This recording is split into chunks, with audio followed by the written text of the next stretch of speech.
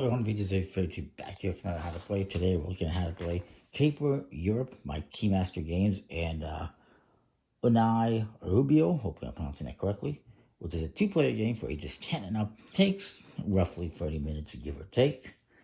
And as a follow-up to a previous game, simply called Caper, this one, from my understanding, is a bit more streamlined and improved.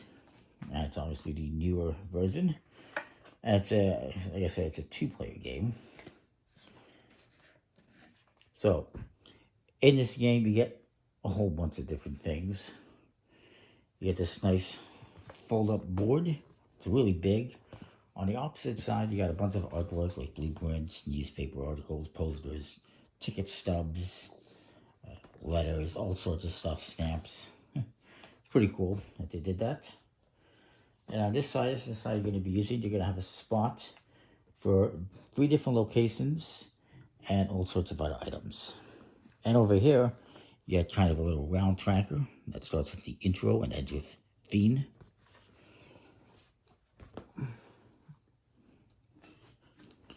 And on this round tracker, you're going to put this little caper token to start things off on intro. You also have these these are all wooden tokens. These are your caper trackers. And they're going to go in the middle of where each location is, where there's a little mask. And as you play cards, I'm going to have to sub this over a bit, try to fit everything in there. As you play cards in locations, some of them will have mask icons, like this one. And when you play one of those, it'll let you move the mask towards you, or perhaps 2 times towards you. And your opponent's going to be doing the same thing. It's a little bit of a tug of war. If at any point in time, at the end of the game, if it ends up on your side where it's a 1-star or a 2-star, it's going to be worth 1 or 2 victory points. And you're trying to score the most points by being thieves, basically. You also have 10 coins. It's only 10. So if there's not enough, I believe you steal from your opponent what you need. I believe that's how it works. So if you go to get some coins and it's not enough here, you take from your opponent. That's, I believe, the way it works. They're not metal or anything like that. They say 1 scoundrel. And there's some Latin on this side. You also got these are your stolen goods, and there is 4 of each of paintings, diamonds, and just antiques. And you're just going to randomly place them in these 4 spots. You're going to mix them up face down and place them in these locations just randomly, like so. And then again, if you end up playing a card like this, it has a symbol on there, question mark. You just get to steal a random item. Some of them are specific in what you get to steal. Some of the cards also have money icons. So if you play this, you get to take $2. This one, it goes to mask. You get to move this one in your direction. If it's 2 masks, you get to move it twice. This one specifically is for a antique, so you would get to steal an antique if there's one. And when you steal one of these items, you get to put it into your hideout.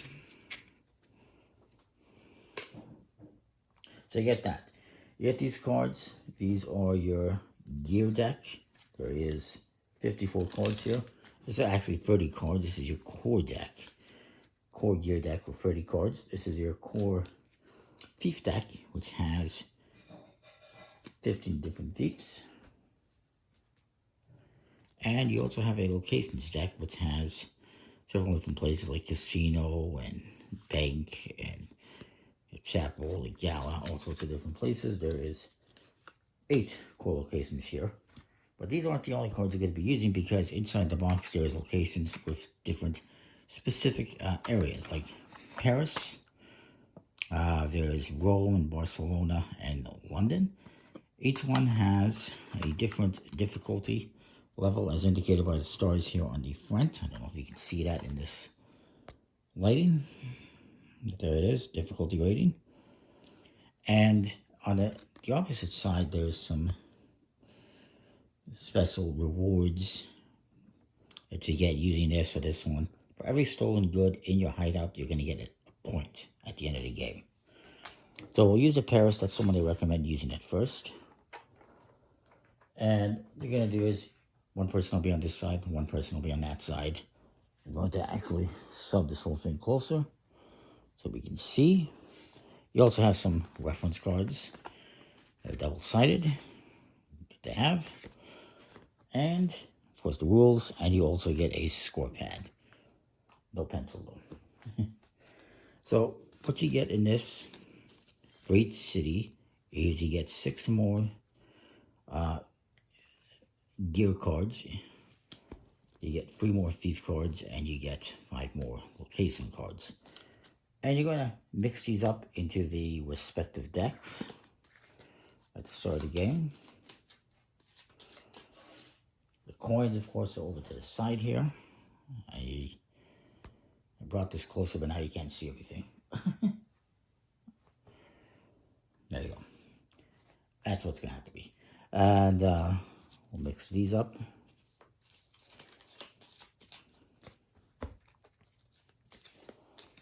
And this one as well, oops, I said mix in the Paris cards. This one as well has extra points for stolen goods, and you'll just score more for collecting Paris-specific cards. So, this deck, the gear deck, is going to go over here, where it's indicated. And the other deck here, the thief deck, is going to go over here, or the caper deck, I suppose. This is a thief deck. Location deck, you mix it up, and you're going to set up 3 locations. We got the Eiffel Tower, we got the chapel, and we got the gala. Each one is worth a certain amount of victory points at the end. This one is 3 points, 2 points, and 5 points. They're all different, as you can see. Some are even 7 points. And you're going to win the location by getting this closer to your side. So if I ended the game like this, and this one over here, I'm going to win these locations. Hopefully you're all following. The rest of these cards go away. They're out of the game. We're not using them. So, you're going to look at what it says here.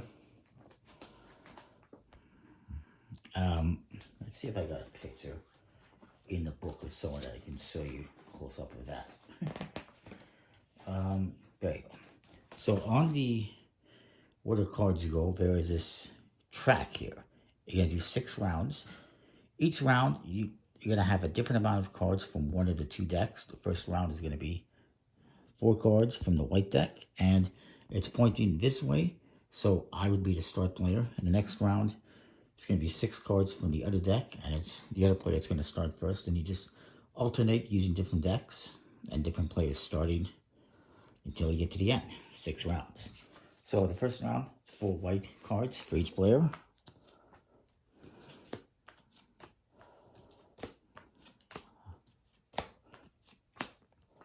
Now what you're going to do is you're going to select a card, and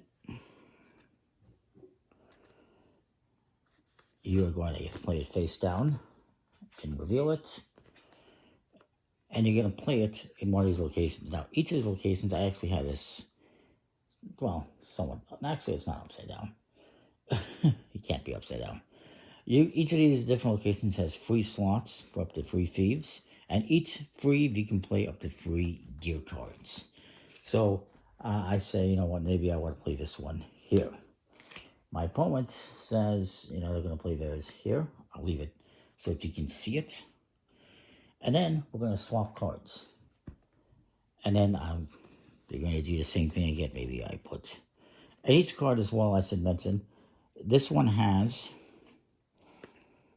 $1 on it. That means I get $1. You start up with nothing. So then I'm going to select another card. Ooh, I'm going to take the Saint and put it here. It is worth $3. to me, so I get $3 immediately. You're going to need the money for the gear cards. And see, he has this icon, which means I get to move this thief, this token towards me. My opponent's going to do the same thing, and they're going to play a card. Maybe they play this one here, the illusionist, and it gets them, this token moved that direction, it gets them $1 as well. This other one, there's no dollars, so they don't get $1. We swap cards again. I will take, let's say I put this one here, it gets me $1. And my opponent decides to take this one and put it, here. And it gets them $1. The other two cards, the last cards that are remaining, get discarded. We don't use them. Next, we're going to move this token over, and now it's 6 cards of these ones for each player.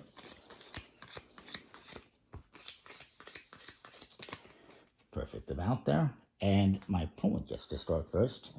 You do the same thing. You're going to take a card, play it. Some of them have a cost associated with it. My buddy doesn't have a lot of money, so he's going to be in deep trouble. But he's going to play this one. Let's say he plays it here. And that lets him steal a diamond as per the symbol. And he gets to put that in his hideout. So those are immediate actions you get to take. These ones with the stars are actions you get to do after, at the end of the game, when you score. And then I'm going to take a card. Oh, and that cost him $1. I know why I'm looking there. I've got a lot of free cards, but I also have money. So I'm going to put this one here, and I'm going to steal this artifact, this item. We swap cards, and we do the same thing again. Then you're going to move this over. You got 3 white cards, of which you're going to play 2, and then 6 more of the caper cards, and then 2 white cards where you're just going to play 1, and then this deck will be done. And then you take the last 6, and that deck's going to be done. And you're going to have to play a whole bunch of cards out here. Obviously, you can only play a gear card where you have a thief card, and again, you can only play a max of 3 cards per thief card. And of course, if you have symbols like this, you get to steal an artifact. Some of them, it's just a random artifact. Some of them, it's a specific one. The masked ones, again, lets you move in your direction. At the end of the game, if you have the mask here in the center, nobody wins that location. In this case, it's closer to me, so I would win this location, and my opponent would win this one, which means they're going to get 5 points. Automatically, I get 2 points. And then I'm also going to get 2 points for, I guess, every purple card, gray card, white card. I'm not sure what color that's supposed to be. Represent. I guess, no, it's not purple. It's white. So I guess I get, 2 points for this. And you're going to score this all on a paper. You're going to write down how many points you get for a location. So I would get 2. Nobody gets this points. And they would get 5. Then you're going to write down what points you get for the thieves. So, for instance, none of my thieves currently are worth any points. But if I had a red card here, let's say I had this card here and just some other random card. By the way, this is worth $3 if you get that. Gear, of course. If I have a red card and just any other card, I get 3 points. That's how that works. This one is the same thing, except with yellow. That's 2 points. And this is, well, this is not going to get you any points. Just, I guess it moves the mask in your direction for each purple card you have. But that's an immediate effect, I do believe. And so forth. You're going to add that up. Then you're going to add up any victory points you have. Once you do all the thief cards, you're also going to have, you're going to get points for every one of these. There's points for these. Let me double check that here. So it's for every unique set, for every single item, it's 2 points. So I get 2 points for this. If I have this, 2 different ones, I'm going to get 5 points for every unique pair. And if I have unique sets of 3, they're worth 9 points each. Plus, we get 1 point for each stolen item in our hideout with this city pack. So I get a bunch of points right there. So you're going to do that. You're going to add up all those points that you get for your stolen goods, your location, your thieves, your gear cards, your stolen goods, and add it up. Whoever has the most points at the end wins. As far as gear cards, how that works is, like, for instance, let's say I had this one here. I'm going to get 1 point for every blue card. So I would get 2 points. Any cards that have stars, you'll get points for at the end of the game. There's some cards, if I can find one, like this one, that lets you move the mask in your direction, and it also is worth 1 point. This one gives you a coin and also a point. So there's different cards, all sorts of different things you'll be doing. These ones that have a fire symbol, when you play this, like for instance, I played this here, I can eliminate the previous action my opponent took. So if they played this one here and they stole this diamond, well, playing this card, this burns that card away. So this would be gone. They would get back the $2 or the buck that they paid. And this icon would go back here. You're basically burning away their action. There's only 2 cards like that in the game, I do believe. Anyway, that's the game, Cape for Europe. Hopefully makes some sense. It's pretty straightforward.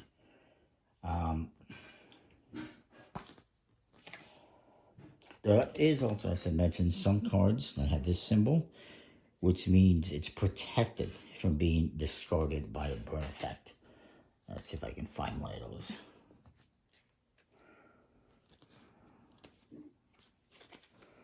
Okay, there's at least 3 of the burn symbol.